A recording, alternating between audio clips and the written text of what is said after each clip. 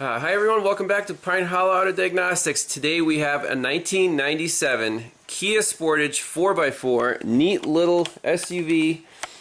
It's got really soft seats, really big windows, nice and simple. It is the automatic, four-wheel drive.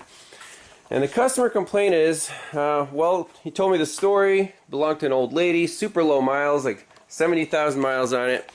And she wanted it to pass inspection. Unfortunately, the check engine light was on. It had a lot of electrical issues. There was some corrosion on a bulk connector under the hood. So the owner fixed, or the lady just gave the car away. She didn't want to deal with it.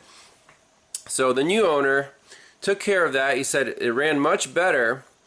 However, he took it to the emissions inspection station and they could not talk to the car. And he said that he tried his own scanner, and he can talk to like the Kia OEM side, but not the OBD2 side. Very interesting. The car also runs, it doesn't run perfect. It kind of surges, stumbles a little bit. He said he fired the part scan with the mass airflow sensor, the idle air control valve, TPS sensor, not too many sensors here. And he brought the old parts with him. So just in case, we will have the old parts to check if we get that far. Now, quick visual inspection, I see one cable here that was disconnected. That's for the transmission, like for the kickdown, I guess. He says the shift's kind of funny, so that's probably the cause of that.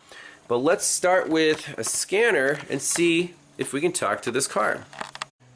Alright, so we got the snap-on VARs plugged in here on old vehicles. That's what I prefer to use because it's, doesn't have a CAN network, so Snap-on is actually pretty good on old vehicles.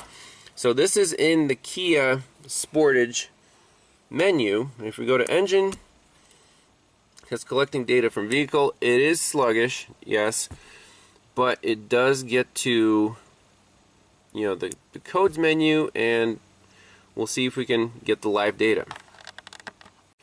Alright, so from this menu we can read codes, and again it'll take a little while. Then you come to this menu, PCM codes or pending codes. Let's click on that. No codes present. Back out, and pending codes. No codes present. Okay. Now let's just pull up some live data and see if everything makes sense. Alright, live data. Let's see here. Throttle position. Let's press the gas pedal, see if that goes up. It might take a while to update the data PID. I got to the floor. There we go.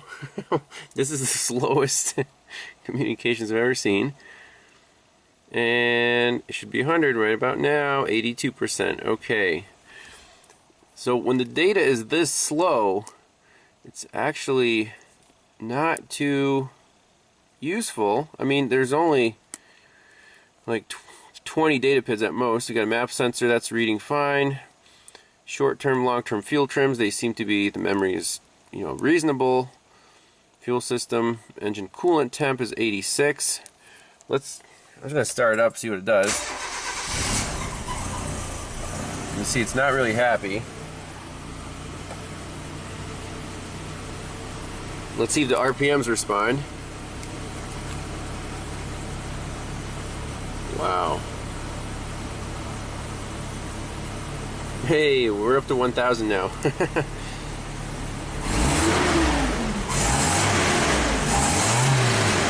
Seems to rev okay.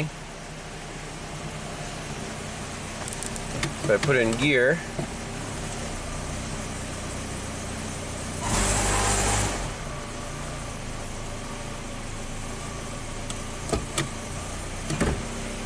okay.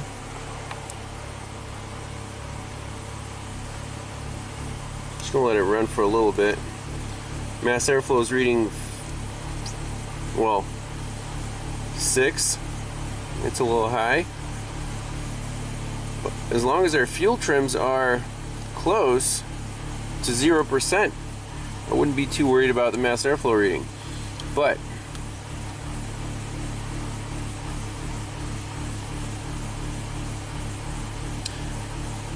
okay, so now let's exit out of live data and go to generic functions. Now, this is the OBD2 side of the computer. I want to see if, for example, our readiness monitors have been set.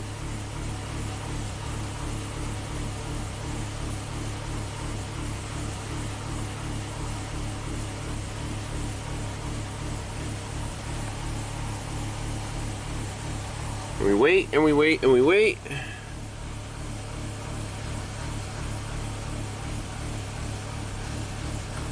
This thing is really running kind of funky. Just surge, surge, surge, surge. About 1,000 RPM. Okay. Okay, finally, monitors complete since DTC's cleared. Let's try that.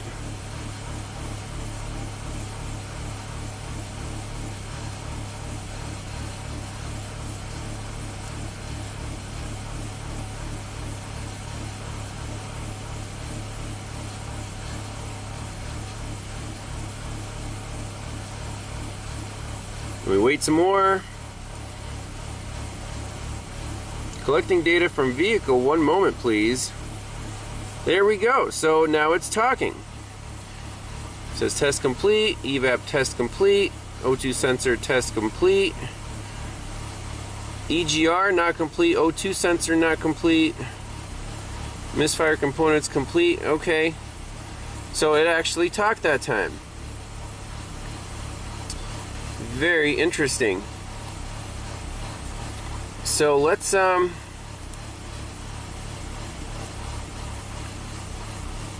know, we can try to wiggle and jiggle a little bit and just try it again to recreate the problem. It was the first time I tried this, it said no communication.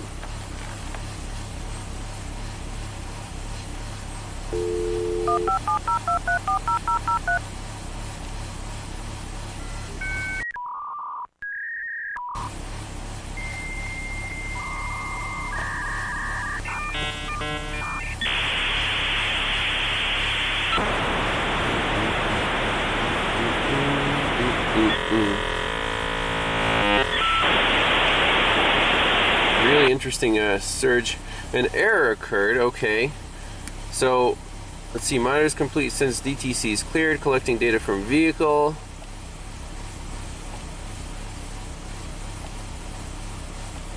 It says no communication is key on. Ensure scanner is connected. Okay, so first thing I want to do is look at the pins on the OBD2 connector because it just talked. I wiggled the connector and it stopped talking. Also, I want to pull up a wiring diagram of the information bus of this car and see which pins we're worried about on the connector. Okay, so here's the OBD2 data link connector below left side of the dash. Not too many wires here. We have pins 4 and 5. Those are grounds. Pin 16 is a constant power coming from this fuse, and we know that works since the scanner module is active. It gets its power from that pin. And then we have 2 wires left. Pin 11, yellow wire, goes to our airbag diagnostic unit, and the DLC connector under left rear of engine compartment. This is under the hood. So this one actually has more wires connected to it than the OBD2, which was common in the late 90s, have 2 separate connectors. But we're just worried about why does this thing not connect when it goes to the inspection station. So we're only worried about 2 wires here. Pin 7, pins 15. They both go down to right here, engine control module behind lower right side of dash. And those 2 wires also splice over and connect to our other DLC connector under the hood.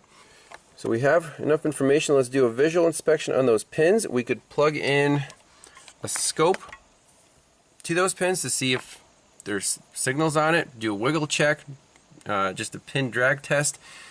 But I want to be consistently recreating this problem. So one more time, we can even just jump out of here and go directly to the OBD2 mode. Alright, so OBD2 generic mode, let's just go to OBD Diagnose, start communication, see what happens. Will it find the right protocol? And will it start talking to this truck? Alright, so we found the protocol. It is that ISO 91412. Number of detected ECUs 2. Okay. Let's just display trouble codes. Okay, so no codes present. Let's back out and display. Let's do readiness monitors just in case. Here we go. So test complete. So the only ones that are not complete is catalyst and O2 sensor, EGR, and I believe the evap system. Oh, evap is complete. Okay. When was the last time this was reset, Rob? It's been a couple of weeks. Okay, but you didn't drive it much, I'm sure. Yeah, so it probably didn't run through its It hasn't run a cycle yet. cycle. That makes sense. Okay, so let's just display current data. And I'm going to try to get this thing to stop communicating, reproduce the problem. It's so slow. It's really hard to tell if 1,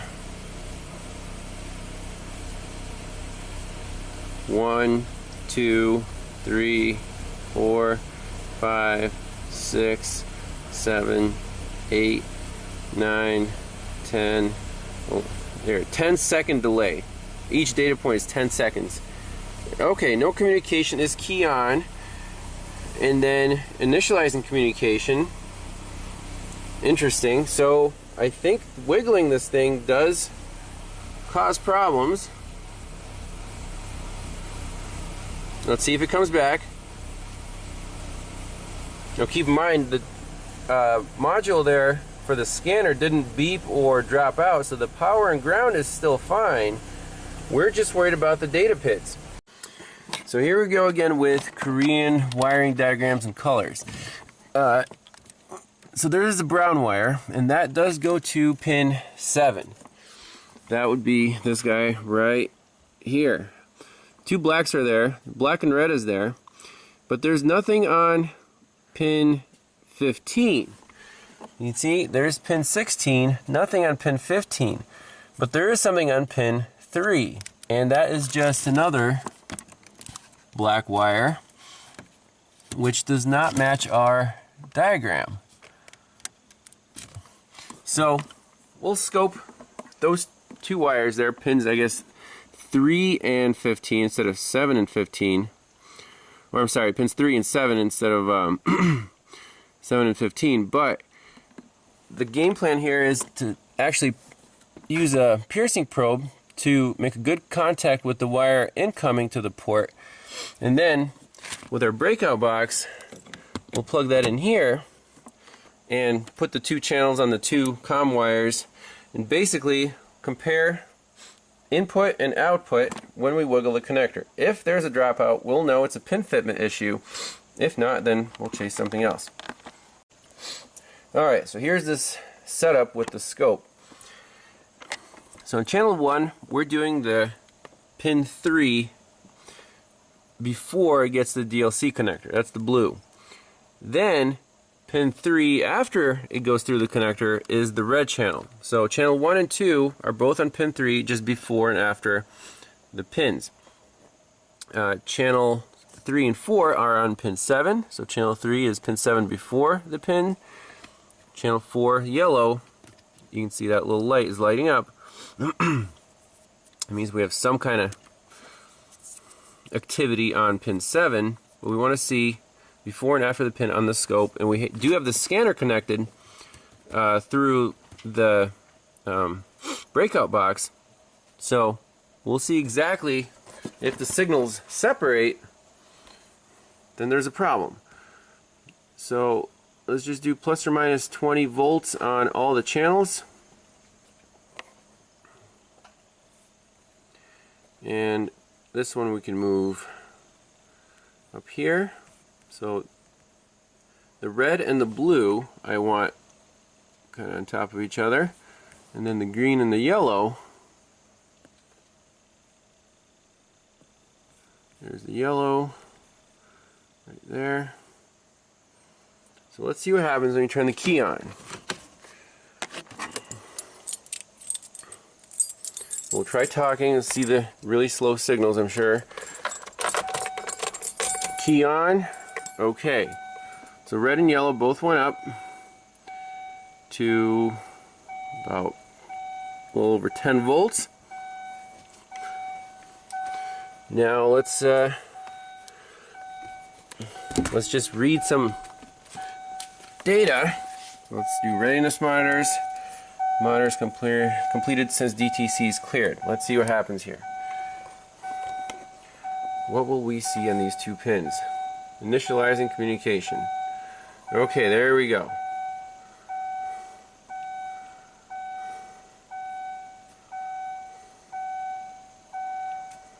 So maybe we'll put the scanner right here so you guys can see what the computer's doing versus the scope.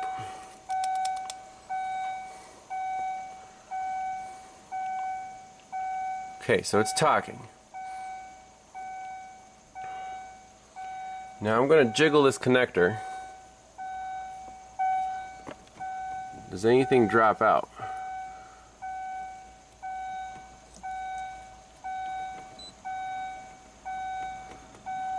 Well, I might have reset the module there.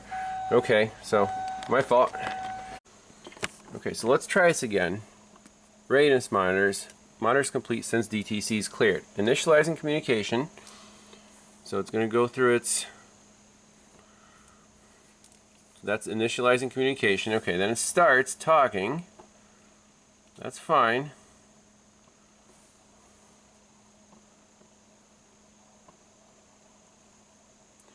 And initializing communication again. Starts talking again. Collecting data. Okay, there's our data. Now, we're just going to let it sit here and see if anything weird happens in the next few minutes. Okay, so it seems to be doing okay. Let's exit and just look at the live data because that is more, not just one screen.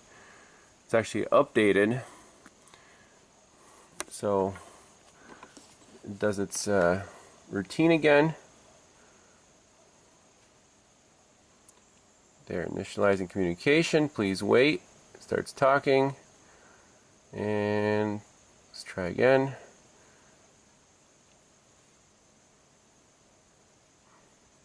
Da-da.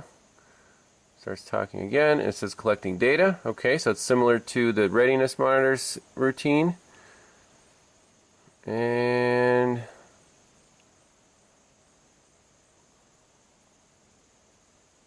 should have data. There we go. Okay. So I just want to deselect all of these to try to speed this thing up and just focus on, for example, the throttle position. Is that we can modify from inside the vehicle easily. Absolute throttle position. List view.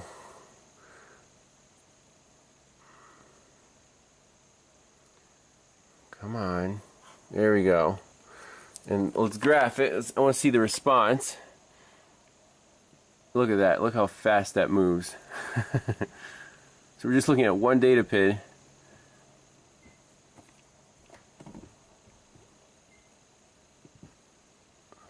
Okay, so everything looks great. Now, we can do just a little slight wiggle check, see if anything's wrong on our scope.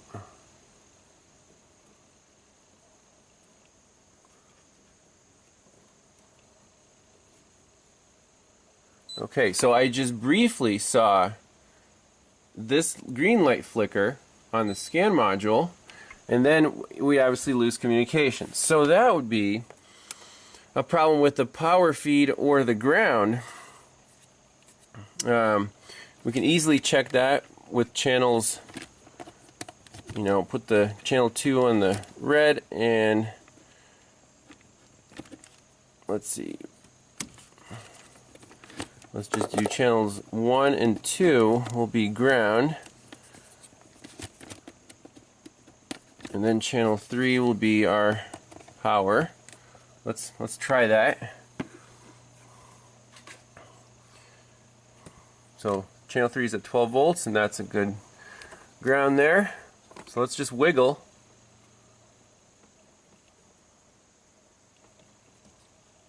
Right there. So as soon as I lift it up on you see the green light goes out and we dropped out on our power feed. Right there. That could be a problem. I mean, it's very, very slight. You can see the whole box is going in and out. Obviously it's not supposed to happen. So let's, and you see the ground is staying fine.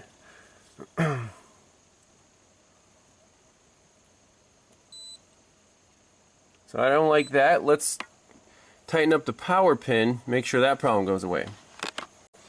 Alright, so working on this connector, we want to clean up all the pins and make sure that they are not spread wide open. And pretty easy, just pop out these two gray retainers from the back, and then you can lift up on the little black plastic tabs and slide each pin out, and you can see there's a little spring-loaded metal piece from the top that's supposed to be, you know, almost touching the bottom. When you slide the pin in, then it'll spring load it against the pin. So the easiest thing to do here is just take a pick and push down that little spring from the top through this little hole. Just push it down, and then we can take an appropriate adapter and just do a little drag check, make sure we're good. So here's our power pin. We're just doing a quick drag check with the AES wave adapters.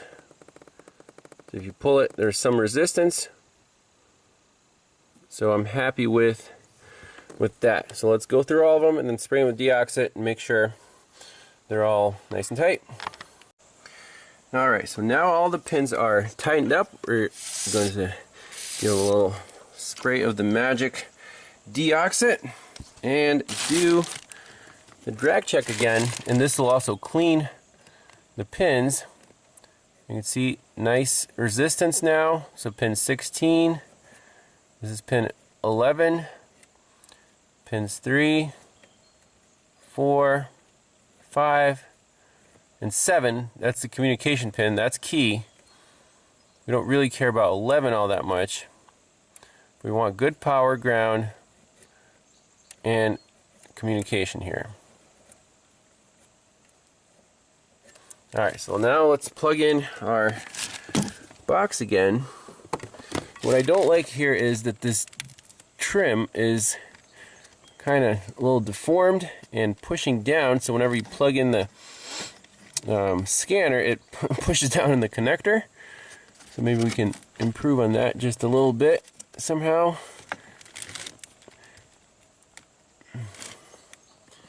Let's just plug in. Okay, and try talking to it. Alright, so now we're just going to display some data. So the yellow channel is our communication line. The green is power, and then red and blue are the two grounds. So right now it says no communication is key on, ensure scanner is connected. Everything's connected. We have good pin fitment issues, so let's retry. Oh, well, our key should be on. That was my fault. Owner almost freaked out here. There we go. Okay, so we got our steps, and now it's talking. Initializing communication, 1 moment.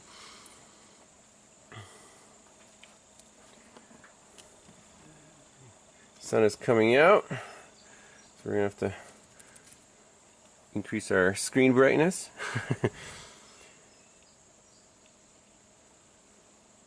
It's definitely talking, collecting data. Okay, great. So let's do the same custom thing where we just display our throttle position. Let's do fuel system 1, and then airflow rate, and short and long-term fuel trims. So if I press the throttle,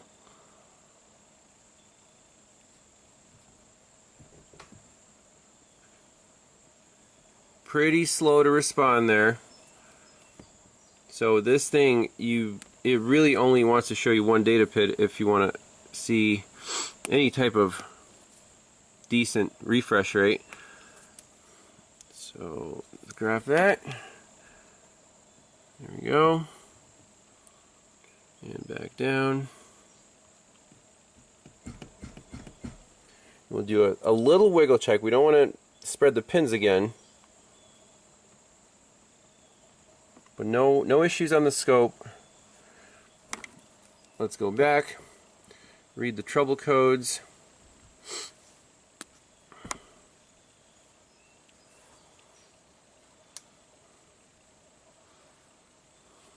Okay, on the scope again we have our familiar initializing communication.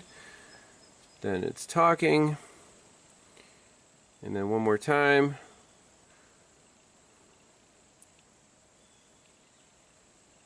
Boom, boom, boom. And this thing will say reading, yep, gathering codes. No codes present. Okay, great. So I'm happy with this thing. Now let's see if we can get it to run better.